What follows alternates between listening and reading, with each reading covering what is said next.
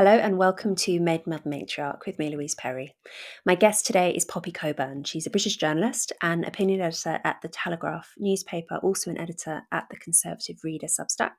And we spoke about some of the work that Poppy's done on investigating the so-called charity industrial complex, about why young British people are so turned off by the Conservative Party, about what a new right-wing resurgence might look like among young people. And in the extended part of the episode, we also spoke about contemporary responses to mass migration, the protests relating to Palestine, and what the future of the right might look like in this country and elsewhere. That extended version of the episode is available at Substack, at my Substack, louiseperry.substack.com. And you can also find bonus episodes, the MMM chat community, and the whole back catalogue of episodes. Enjoy.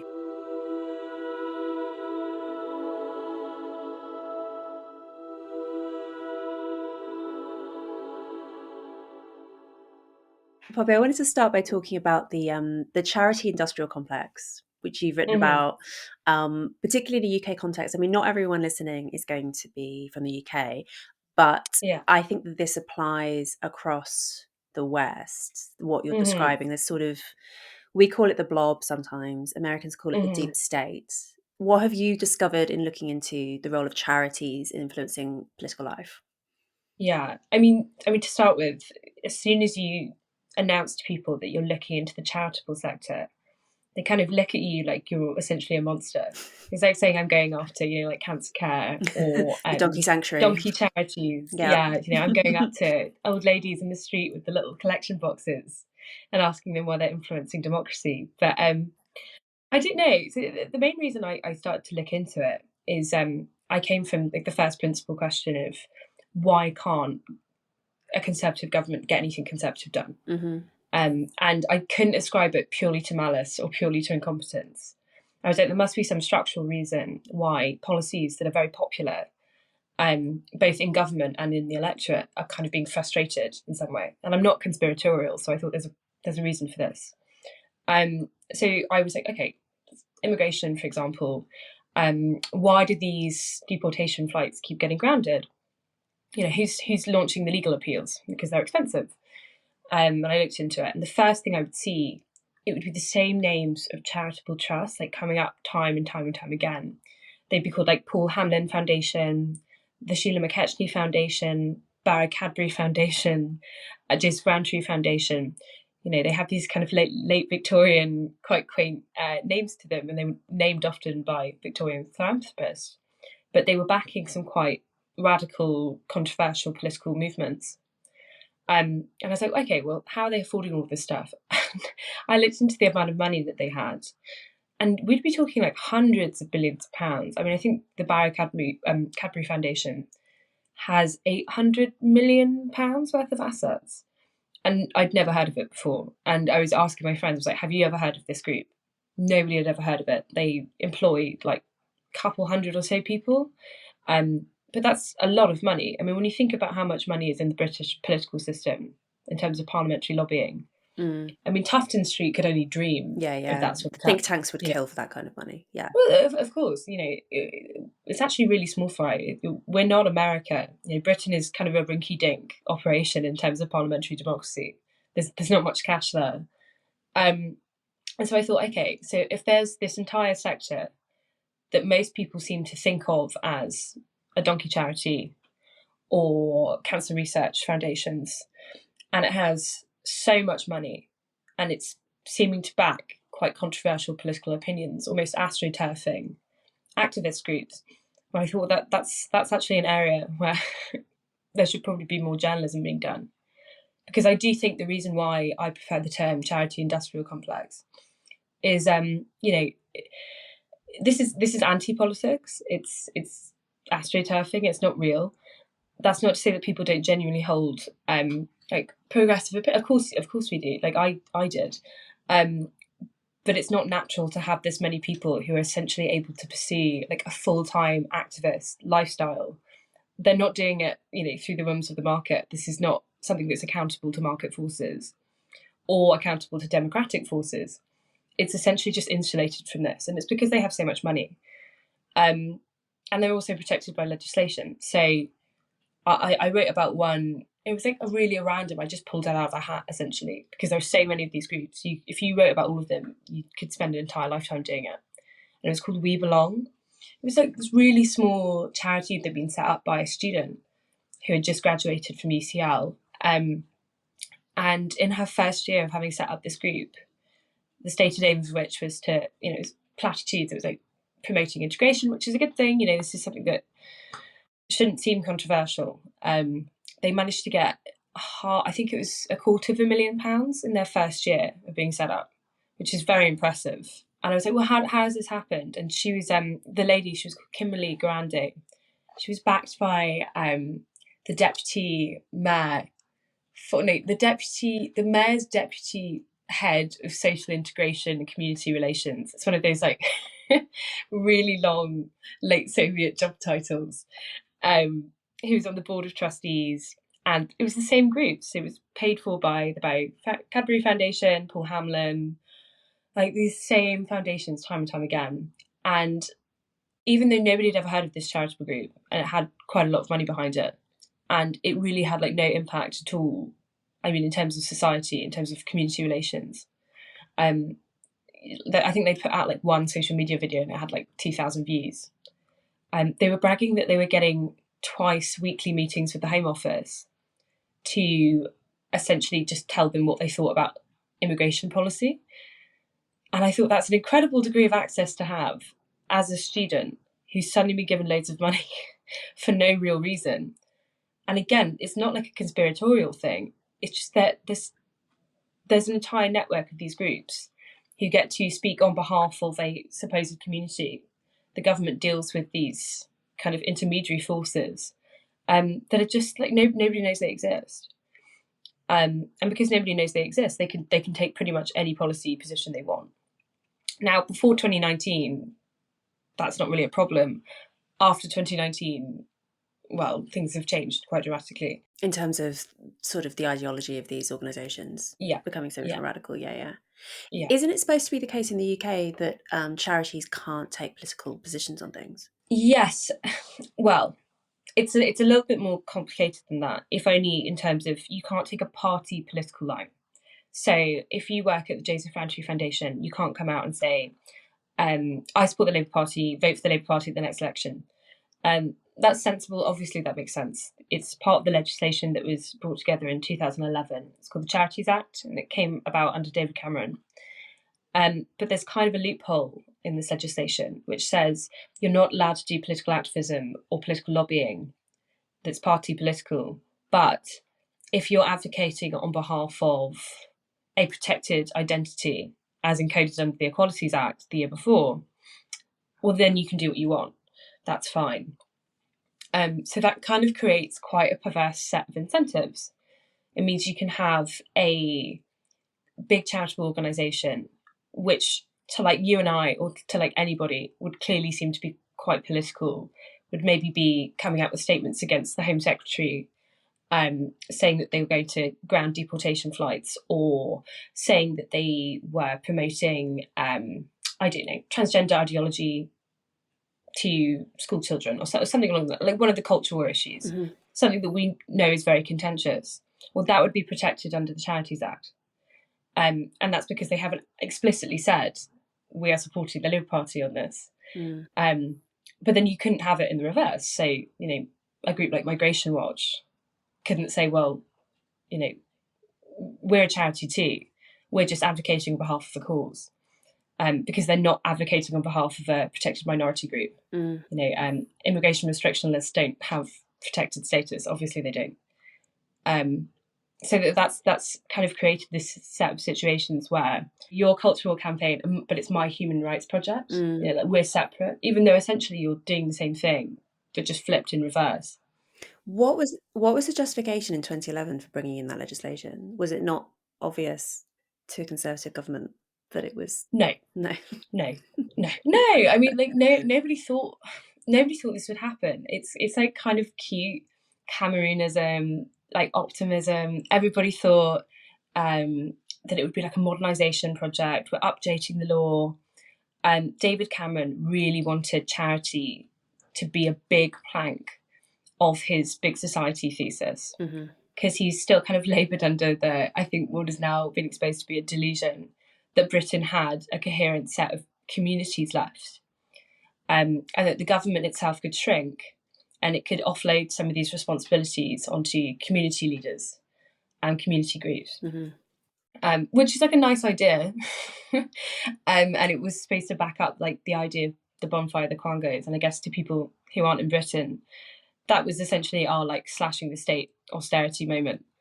Now this failed pretty dramatically, and instead created this like hostile third sector now, which has had an increasingly adversarial relationship with the government, because the government don't like them, because they'll point and they'll say this is like a woke charity. They won't change the law, but they'll kind of promote and provoke them. And then the charity sector kind of gets like a siege mentality, and they're like, the Tory government is coming after us. They don't understand the work we do. They've created all of these problems. So relations then just completely break down. It's like we're repeating corporatism like time and time and time again in this country. And it's, I would say, arguably one of the worst things that David Cameron did, in terms of it's now just created an untenable political situation that nobody really knows about. And so there's no real like political momentum to change this legislation at all. So some of the money is coming from, so like the Wellcome Trust, for instance, which is quite famous in this country. Yeah. Henry Wellcome has now been cancelled by the Wellcome Trust, right? So this was the Victorian anthropologist who originally set up the foundation. How common is that, right? That you end up with, you mentioned all these sort of late 19th century names, that you have some rich guy who leaves a foundation after him that ends up being completely turned against his expressed interests. I mean, that's like pretty universal. And I know I mentioned 2019, but this has actually been going on for quite a long time. So the Joseph Fantry Foundation, for example, set up by a Victorian philanthropist, a Quaker, very mild-mannered, again, like the Victorian conception of charity, giving to the needy, pretty uncontroversial. By the 70s, they were funding like communist groups in Mozambique. You know, there had like pretty quickly been like a takeover from the 60s onwards, where these groups are obviously going to be staffed by do-gooders. And what a do-gooder looks like now is different from what a do-gooder looked like in the late 19th century. I think the reason why it became a lot more difficult in like the aftermath of like the Great Awakening, or whatever you'd like to call it, is because you start to see the same thing that happened across like the city, the financial sector, universities, which is younger people with more radical progressive ideas, basically trying to take the jobs of their more traditional liberal counterparts on top. So there's one group called the Sheila McKechnie Foundation, which is like the charity organisation for the charity sector. They kind of like speak on behalf of the charity sector, essentially. And their leader was basically kicked out in 2019 after she had commissioned a anti-racism investigation into the group. And of course, if you bring in like an external group whose entire like business model is to find racism within an organization, like lo and behold, they found loads in this like very mild-mannered, left-leaning charitable group. And they said, you need to hire us full time, and we're going to hire more people, and also the guy in charge needs to go. So the CEO was removed, was replaced by a younger, more hardline activist, who then starts hiring more and more kind of allies. And within a couple of years, the group had been pretty radically transformed. And again, now has a much more adversarial relationship with government. And that happened pretty much across the sector. And it's probably going to be quite difficult to reverse now. How much public money as well is going into the government putting money into organisations that oppose the government's? Oh, loads. Yeah. Like hundreds and hundreds and hundreds of millions of pounds. Because again, like, I don't think people realise just how moribund the British state has become. It's almost like totally incapable of doing not even new things, just like maintaining the essential functions of the state. So again, they're really, really reliant on external contractors. For the Home Office is totally reliant on like G4S for deportations, but they're also really reliant on groups like Migrants Organised or the Joint Council of Immigrants, who will help people with their legal battles with the Home Office and help teach them how to fight legal battles against themselves. They also ran, I think it was the Joint Council of Immigrants helped to run the Manston processing centres, which were like a total disaster. And this was supposed to be removing illegal migrants from the country. And the government had given them £40 million to essentially just totally screw it up. Because there's a misplaced belief that if another group handles all of this work, then they can blame it on them. But of course, that doesn't work. Nobody actually knows these groups exist, so they just blame the government. And there's no real recourse for blame for any of these mistakes that are made. And the government, the Conservatives underestimate the extent to which so many of these organisations are run by their political enemies. Oh yeah, totally. I mean, people are quite naive. Still, I think it's really easy to kind of get on TV and say, I've had enough with these like culture warriors, and we just need to come together as a country and agree on the same set of principles. Less heat, more light.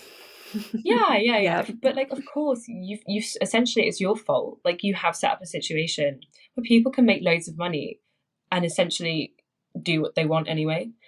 So I really don't blame these groups. I would be laughing my way to the bank if I was getting money to essentially sue Suella Braverman, but I was getting money from her government to do it, which has happened several times. It makes it really difficult as well if you are right-wing, I imagine, to take any of these people seriously. Because if you did want to get anything done, then surely the first thing you would do is stop giving money to people that hate you. The thing I find particularly interesting about this is not only the fact that it's so poorly understood, this whole charity industrial complex phenomenon, and it is obviously very important for all the reasons you've outlined, but also to me it gives a very useful insight into how power actually operates. Totally. Yeah, because the sort of the view that you will often hear from, I don't know, classical liberals, the kind of mainstream centrist position is, yes, the work are crazy, obviously. They've gone too far this time, obviously. But what's needed is public debate, challenge, all of the sort of the marketplace of ideas is the solution to this. And I think that you're skeptical of that position in the way that I am, because actually it seems as though power doesn't actually operate in that kind of public fashion. I think it's really generational. So if I speak to someone who is centre-right, who's in their 50s or 60s, they tend to hold these still slightly starry-eyed views of, again, as you just said, the way power operates. So it is quite a classical liberal conception. They hold still really, really tightly to the notion of the apolitical institution. So a lot of the older conservatives will invoke someone like Burke, and they'll talk about the unbroken social contract and the need to protect our great institutions. And if we just rely on these values of charity and legal backstops, this will help us return to some golden age, wherever they place that to be, 50s, pre-World War I, 19th century, I don't know. It will be the same sort of language that's used. Whereas I find with younger people who have grown up either remembering Blair or just in the milieu of the post-Blairite, changes in this country, they'll totally flip on that. And they'll be like, no, we need to get rid of the institutions. The institutions are totally broken, or they're actively harmful to political change. So they're much more cynical about power. You're more likely to hear these sorts of people bringing up Pareto or Mosca than you are to hear them bring up Burke. And I think they're right. The idea that you can argue your way out of this now is just ridiculous. There's nothing more boring as well, listening to the same sort of people who actually have political power using said political power to write op-eds. When Dominic Raab was getting pushed out of government, or jumped, whatever you want to call it, earlier this year, he called it a coup by the civil service. And I just remember thinking well, if you can't do anything about it, why am I supposed to care? You are one of the most powerful men in the country. You have the ear of the Prime Minister, and you've still been kicked out by bureaucrats, and you're not going to do anything to change it. You're just going to complain. And I think that's one of the reasons why people find like centre-right politics just so like boring and like a waste of time, because it's essentially just listening to people complain with no desire to actually wield power at all. Yeah, I mean, this is a point on which we differ from, say, America or many other Western countries, in that we've had a centre-right, very establishment party in power for 13 years, and we have seen the most remarkable, like, woke capture of institutions during that period, basically unopposed or maybe slightly delayed. Like, do you remember? Oh yeah, Do you remember when there was that incident at a school somewhere in the UK? yeah. Okay, so the story was, whether this was entirely true, that a fellow student was identifying as a cat, and the girls were told, you have to like refer to this person as a cat by their Yes, yeah. teacher, and they secretly recorded the teacher hectoring them. This is a state-funded school, okay, and and it was like a minor media event. How wonderful that these girls were like snitching on their teacher and whatever. But the point that really like was hammered home to me is these girls had spent every year of their lives under a Conservative government, and yet they still found themselves in a publicly funded school being told by a public servant to call another child a cat, Yeah, like on pain of punishment. I think it's people are constantly talking about why are young people turning against they'll say like right-wing politics or like conservative politics, and it makes me laugh, because I'm like, they're not against conservative politics, they're against you, they're against the Conservative Party. And if anything, it's probably like a better sign that they are more sympathetic to conservative politics, because you're not like conservative in any way that we would understand it. um it's just, I just feel like it's such a waste of time now for like so many young people. Why would you back a party that can't offer you financial stability and also is just gonna like serve up a load of like really really boring cultural platitudes and not do anything about it? It's just, it seems to be like a program that people have created to just like piss off the maximum number of people. But you're right, it's not like the only way that like students now feel that they have to record their teachers to be believed in a classroom. Like I went to a state school.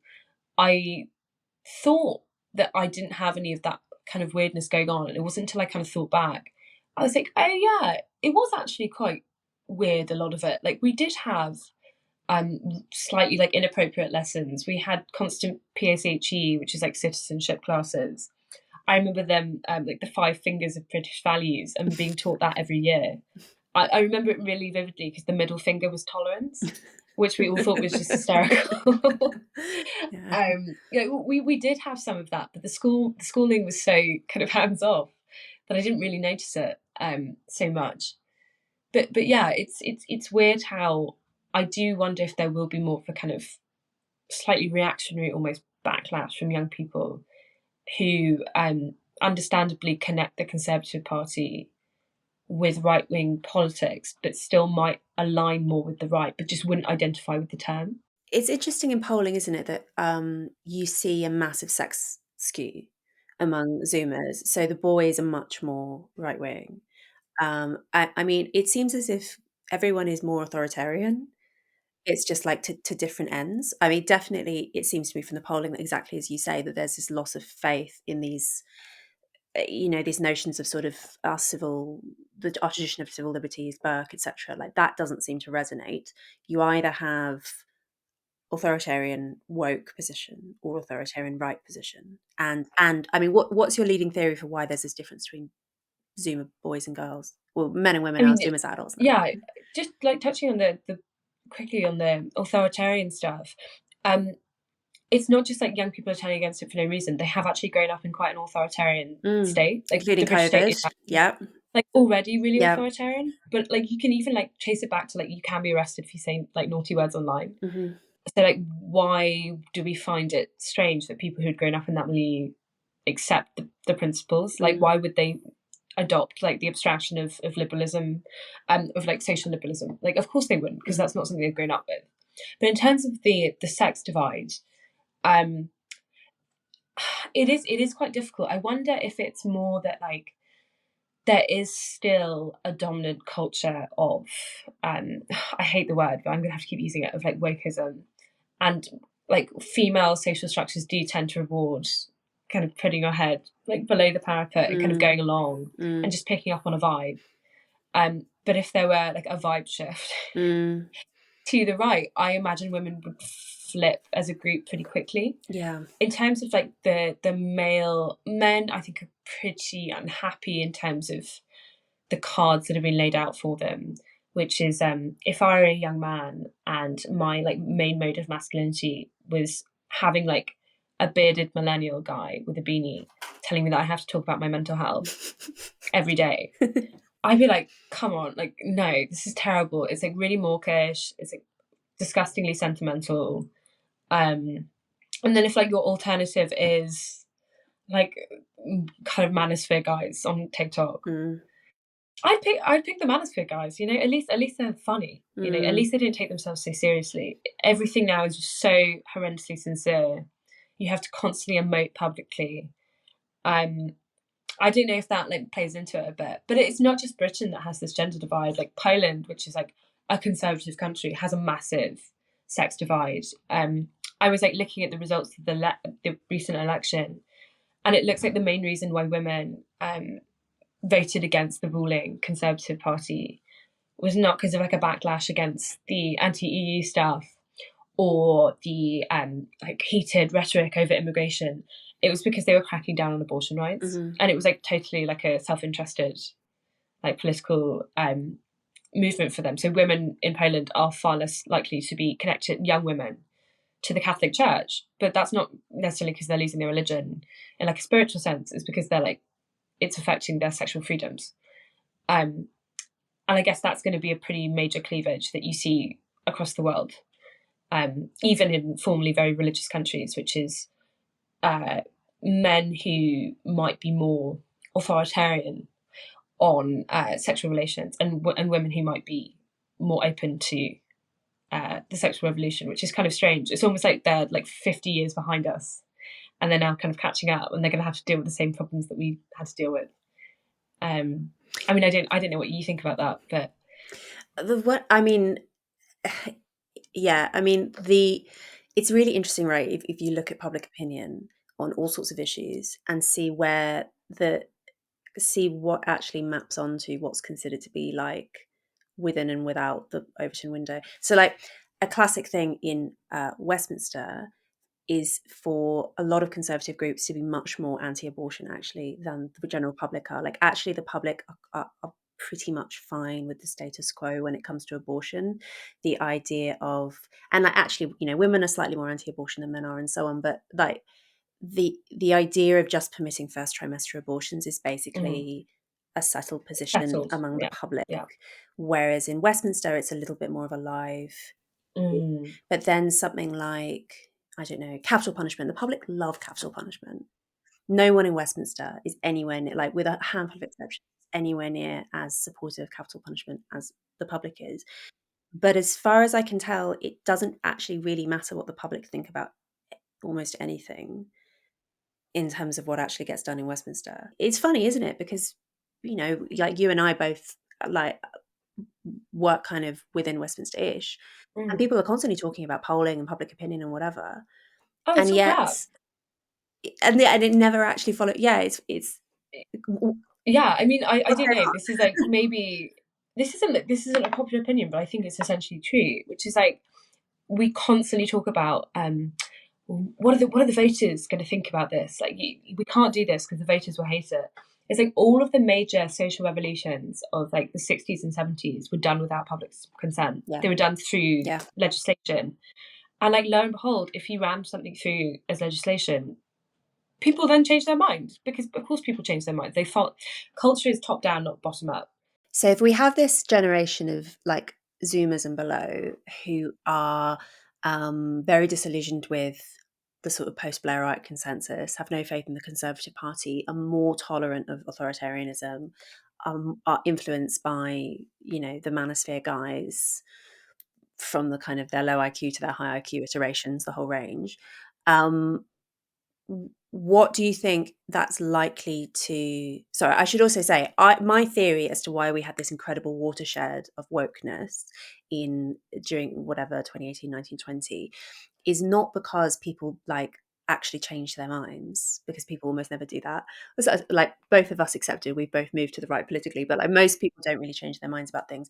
It's because you had this generation of millennials who had been raised on this ideology at university and school, who had suddenly reached positions of seniority.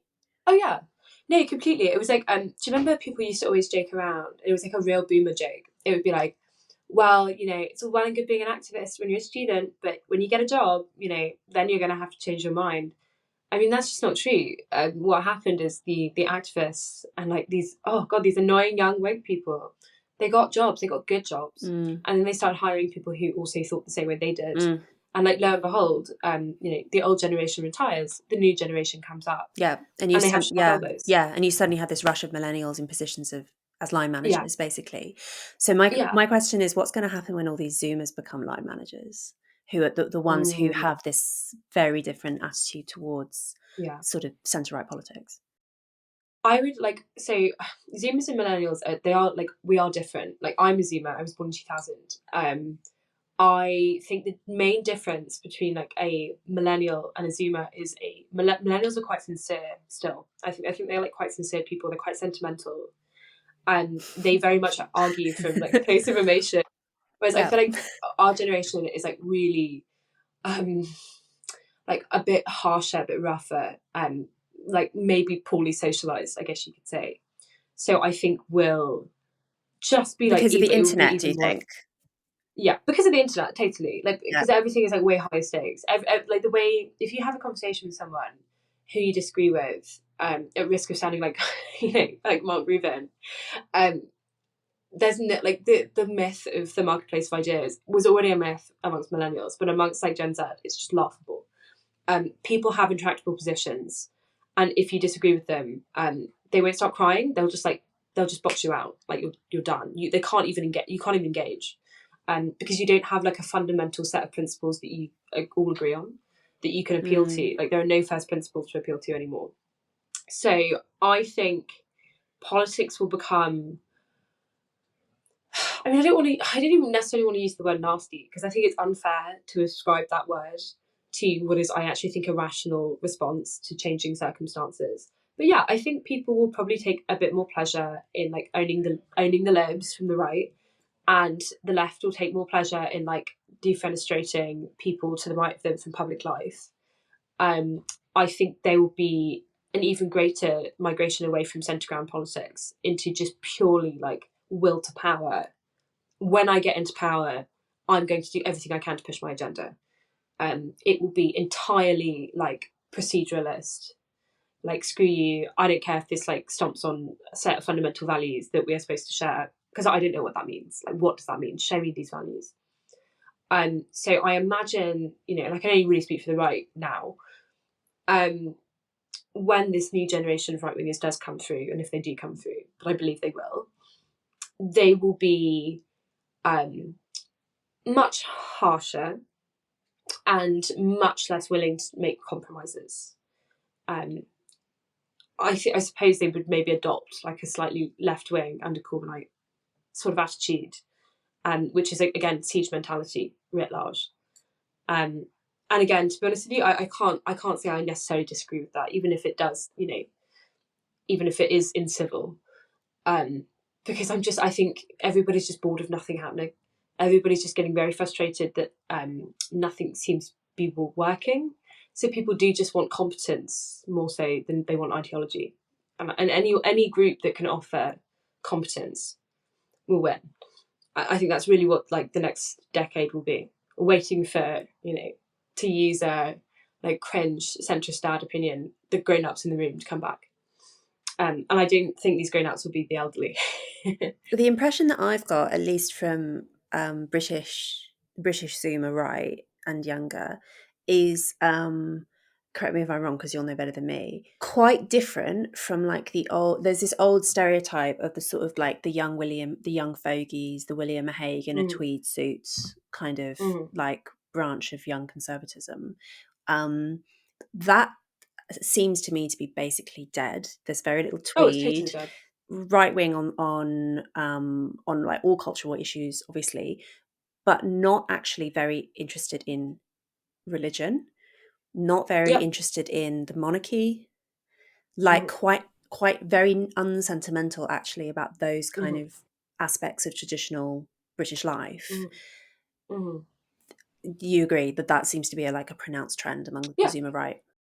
absolutely. Like, I was at Conservative Party conference, and it was really interesting talking to the kind of teenage activists. I mean, first of all, they don't even look the way they used to.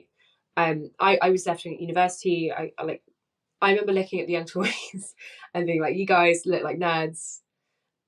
You just want to sit around and like talk about William Hague all day." And I was like, "I'm not interested in that," Mm-hmm. you know. Um, and it's really interesting to see how it's kind of flipped.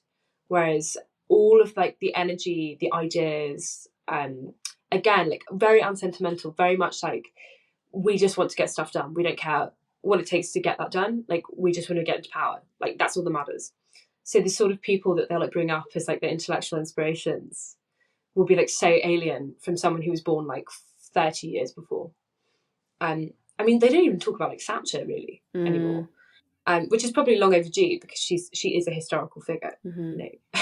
You know, if you are born like 10 of the 21st century, she is a historical figure to you. Mm-hmm. And when you use like a platitude about, for example, a former mining town, or you bring up that legacy of empire or something, you just get like a blank stare. It's like, what is that? That means nothing to me. You know, this means nothing to me. This has nothing to do with my life. This is not the world that I grew up in. People are creating their own kind of political myths and like frameworks that they work around. But that's going to create an intractable problem, right? Because if the new right is so alien to the alt right, um, and actively quite hostile towards it because they see them as essentially at fault and really as the enemy, Mm-hmm. sometimes more so than they see left wingers as an enemy. They see them as traitors. Yeah. If there is going to be a takeover, say of the Conservative Party, how I don't see how that's going to work because it would be so hostile. I don't think people would be willing to do the traditional, well, you're a young man, put your head down, you know, knock on doors, and in 10 years' time, maybe I'll select you for a seat that you're going to lose. Or you could be a bag carrier for like 5 years. I don't believe that these young men, and it is mostly men, are going to do that, or why they would want to do that. They don't have respect for the institution, so why would they waste their time engaging with it?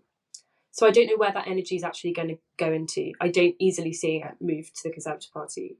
It's funny, isn't it? There's been all this hand wringing in like liberal media for a long time about this sort of like secret cabal of young right wingers and who are so much more sinister than you realize and whatever.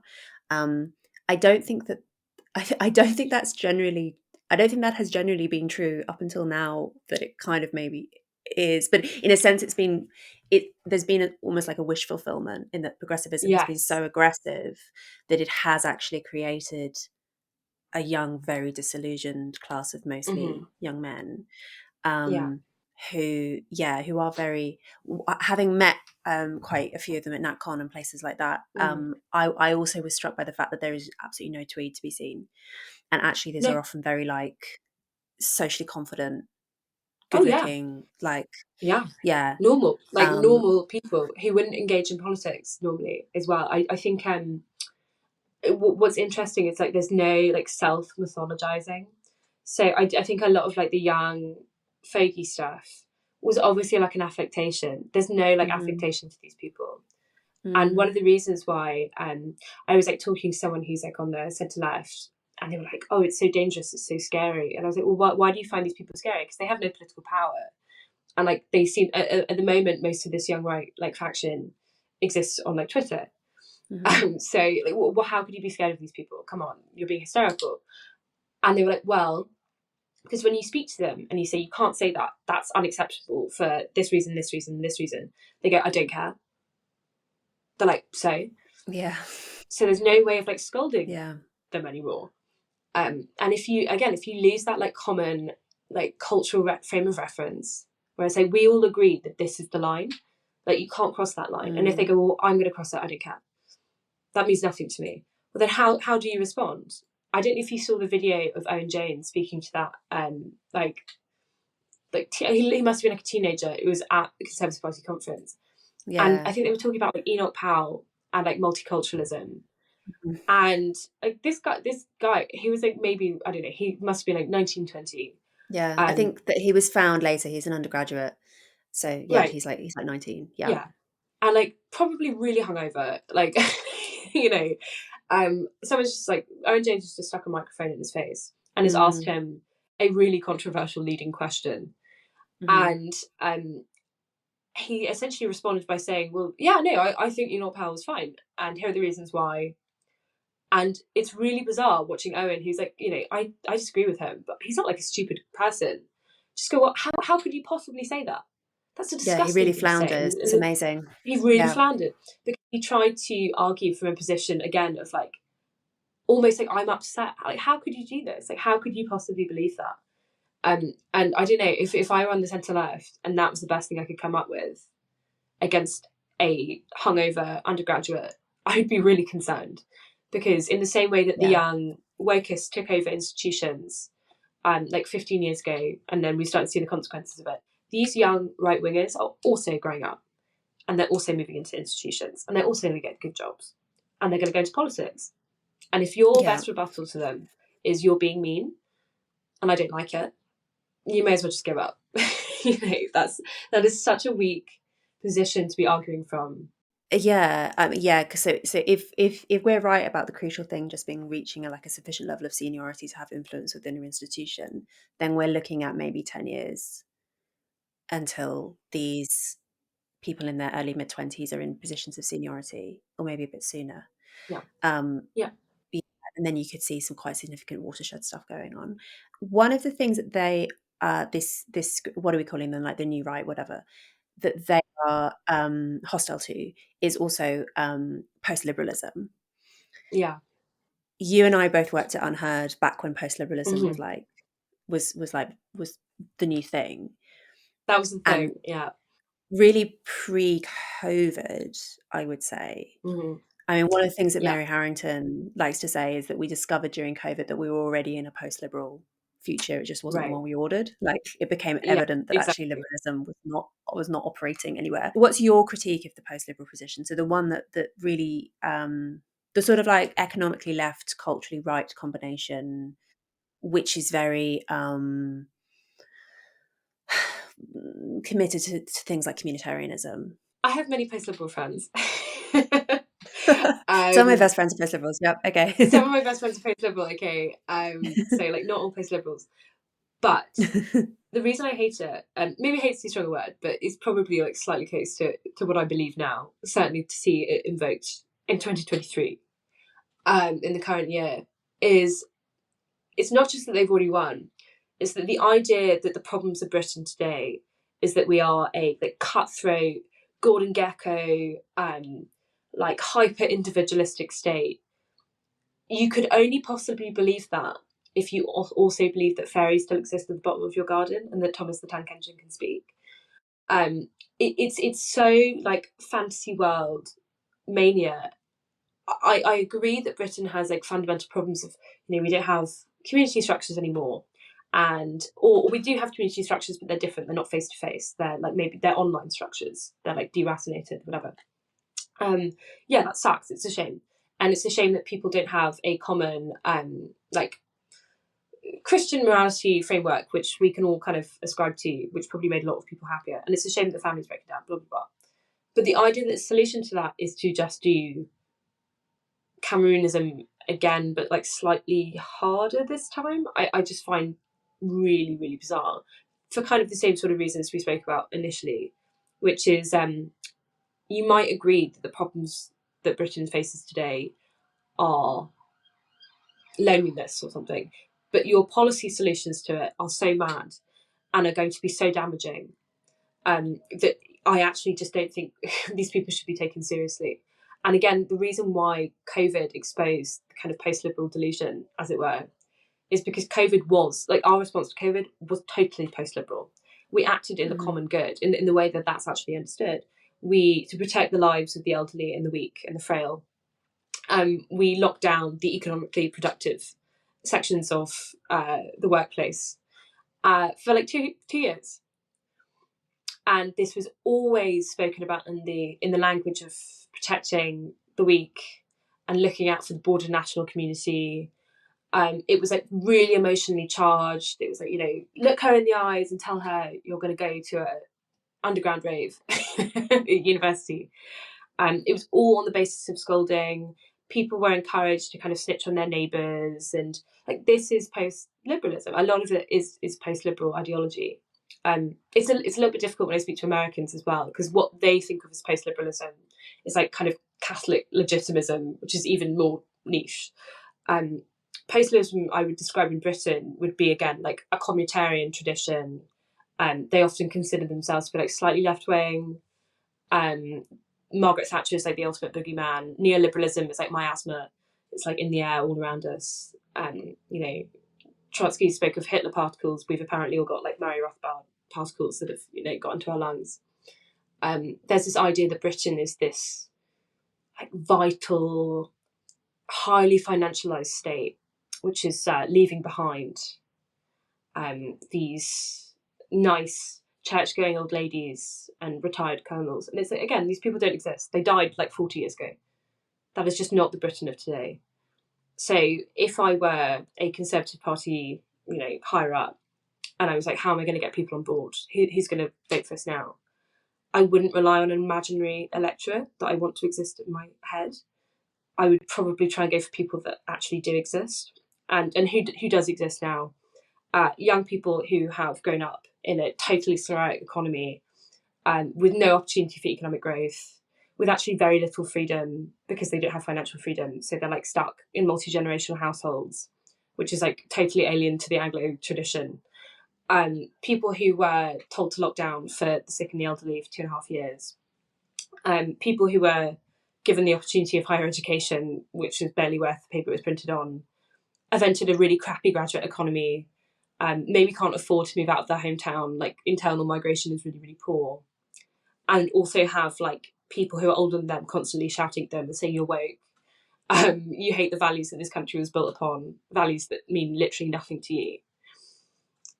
Post-liberalism is not the way forward. I just think it's it's everything that's kind of gone wrong, unlike the conservative right in the last 5 years.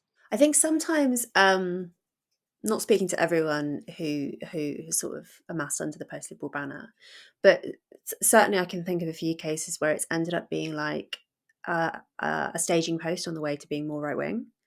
Yeah. Because it's a way of expressing... Right, yeah. It's a way of expressing some like conservative ideas in a nicer sounding way. Right. Right. And you probably, I mean, again, I think we've probably come on like a similar political journey. I find it difficult sometimes because it does feel nasty sometimes. And I think some people do take like slight pleasure in that. When you're speaking truth to power and you're just like, look, I'm just stating facts, okay? We can't afford to like prop up this massive like welfare state anymore. We don't have enough money for it. We're post-prosperity now. We're going to have to make difficult decisions. It's actually really not fun saying that. And it's nice to think that you're coming up with some new, fresh political vision where you can kind of square the circle, as it were. And also, it's, post-liberalism is normally discussed as a cultural phenomena. It's not an economic one. So I don't know of any like prominent post-liberal thinkers who have like an economic doctrine beyond like corporatism. So again, that's why I kind of use the slightly rude analogy of the fairies at the bottom of the garden, because it is essentially just it's just vibes. There's not really like a coherent political program behind any of this. It's again just a well, it's a truly reactionary ideology. Like it really is a reactionary ideology. It's a critique. It's a critique of liberalism, and that's like that's it. Generally, but liberalism is dead. Like liberalism hasn't existed for like I would say 100 years. Like liberalism is not something that existed during the age of mass politics because it was impossible. I think American theorists, I can't remember the name of who first came up with this, describe the 20th century as the era of like mass democracy instead, which makes way more sense. We're now out of that epoch, I'd say, because again, people just aren't marching on this. Well, some of them are, but you don't have the kind of like protracted street battles anymore. Most people are kind of switched off. More and more people are switching off from political engagement. I don't know what you'd call this epoch. I mean, I'd call it like stakeholderism, but I don't think that's going to catch on. It's not really catchy. But the idea that like the problems of Britain today are liberal problems is just crazy. Like no liberal thinker would have any conception of the idea of like funding an arts council that is like hostile to you, having like a gigantic welfare state, sending loads of money abroad for foreign aid. Like these are not liberal ideas at all. It's just difficult to like separate liberalism as it like was, as it actually existed as a political phenomena, and like liberalism as like pejorative. But like they're like totally separate things. They're not the same thing. So yeah, like post-liberals, most of them are very nice, but I think they're going to be seen as like a kind of quaint, small splinter movement that died out pretty quickly, and probably didn't leave much of a mark. I can see why they're particularly worried about the rise of the new right in Britain, who again are like kind of exactly what they would state as their biggest fear, which is like quite ruthless, very self-interested, uninterested in ideology really, and like pure competence-based, like materialist. When you say self-interested, like who's the self? The young professional who's been given really tough material circumstances to contend with. Yeah. It's kind of it's like a return to like client patron politics as like an ideal. It's like we've spoken like so much of Westminster as like high-minded ideals. Maybe it is like a legacy of empire. But like the idea that you have to do like nation building in Afghanistan, and we have to like intercede in every single conflict around the world and give our opinion on it, and the idea of like something of being a good look, and we need to represent ourselves in the international stage. And I would say for this is certainly what I believe. I would say, well, like I don't care about that. Like, how does it affect us? I would just like British politicians to like turn around and say, okay, what's this going to mean for us? And I feel like that's kind of a weirdly alien concept. So sometimes they will just, like sometimes people in senior positions of power will just say quite straightforwardly, like that their priority is not their citizens. Like the line from Mandelson about back in the 90s about rubbing the right's nose in diversity by hugely increasing immigration numbers. Like clearly there to some extent the intent always was not actually to prioritize the interests of British people. Yeah, and I think like again with this like new, I'm gonna have to think of a better term than new right, but like younger like right wingers in this country are kind of just doing the same thing, but from like a slightly different position. I don't mean in terms of like thinking on behalf of a global community. I mean in like taking pleasure in like owning the libs, which is really like a lot of new Labour policy is like owning the cons. It's taking pleasure in saying that like you're out of date, you need to be forcibly like pulled into modernity, and it doesn't matter how much you kick and scream and cry, we're just going to do it anyway because it's for your own good. And the right didn't do that, quite the opposite really. So we've had 13 years of Conservative government, and there's never really been a moment where they've been like, we're going to forcibly modernise the country in our own vision, and we're going to do it very quickly, and we're going to do it through quite cynical manipulation of like institutional power. And I imagine this is just going to be like a natural backlash to like 25 years of political machinations, that will maybe come. I don't know when Conservative politics will shift in this country, but I do genuinely really believe they will. I imagine there'll be like a certain section who are taking like great pleasure in essentially saying we're attending first principles, unless you can like very harshly justify your political movement in terms of like self-interest. We're just not interested. Like we're not going to do that. We don't care. And like there's no way that you can hector me into caring. There's no way that you can like kind of get emotional. I'm like very hard-nosed about this. I'm just going to do it. But you're right. Like the rubbing your noses in diversity thing is so, it's like such a kind of sick mindset to have when you see the consequences of where that led. I was having a conversation with my mum yesterday, who works around like social care, and she was like, "Have you read this thing in the Daily Mail?" I was like, "You're gonna have to narrow it down a bit, mum." She was like, "Oh, it's about grooming gangs." And she was like, "Oh, it's still going on." And when I was growing up, she knew about all of this stuff happening. Like, I grew up in Essex, but she didn't really have a problem with it, but she knew police officers who had to deal with it. And I was talking to her about it. I was like, "Isn't it crazy, mum, how like people still kind of cover this up?" And she was like, "Yeah, I don't." Like, she couldn't understand why that could possibly be the case. And she was like, "Well, maybe if people find it uncomfortable." But I don't. How could they find that more uncomfortable than the actual problem itself? And I was like, so many people have that mindset, like genuinely not believe. They couldn't possibly believe that people who are in charge of policy in this country are more attached to kind of abstract ideology, as nice as it might seem in their heads, than like the actual consequences of that ideology when it plays out. So like, she couldn't understand that there were people who are willing to essentially take the line of like, you have to shut up for the good of cohesion. She just thought that was like completely mad. Like, nobody could possibly believe that. And I think really the only people that do have that mindset, of course, they would go into politics, because you want to impose your will onto the rest of the world. I think also that it's partly people in politics who value kind of abstract ideals over the welfare of, you know, teenage girls in Rotherham. It's also, I think, plenty. This is I think it's one. I think one of the reasons that grooming gangs is still not something that you can really raise in like polite company in London upper middle class dinner tables is because uh, like no one who is around the London upper middle class dinner table actually knows anyone in Rotherham. Like, I Oh think the yeah. degree of social separation is enormous between those like post-industrial, because we have now had, you know, more than half a century of meritocracy of a kind, and we have basically had London sucking in all of the like professional elites, and people just no longer have really any social connections with the edge of Britain, places like Rotherham.